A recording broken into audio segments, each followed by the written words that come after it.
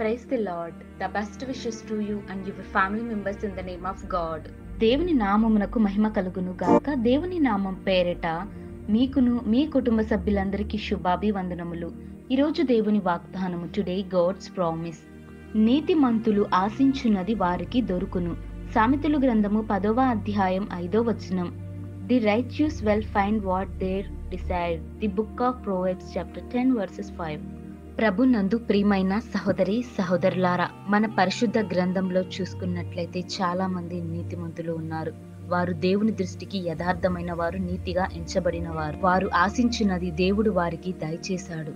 వారు అబ్రహాము, ఇస్సాకు, యాకోబు, యోబు, హన్నా, దావీదు, దానియేలు వంటి వారు. దేవుడు ఎన్నో మేలులు చేశాడు. కాబట్టి నీ జీవితాలలో, మనందరి జీవితాలలో దేవుడు ఆశ్చర్యకరమైన కార్యాలు జరిగించగలడు.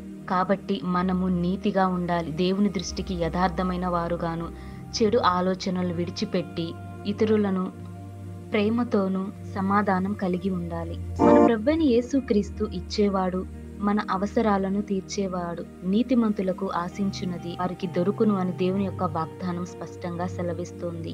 మనమందరమును నీతి వస్త్రమును ధరించుకొని మనకు అవసరమైనది దేవుడు మనందరికీ దయచేయునుగాక. ప్రార్థన. ప్రేమ కలిగిన దేవ, స్తుతిగల దేవుడా, నీకే వందనములు, స్తోత్రములు తండ్రి.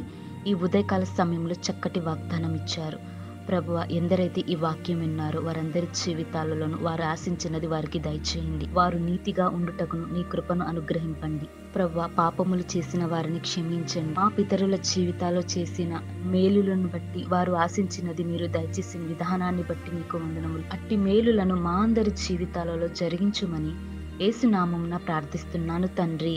ఆమేన్.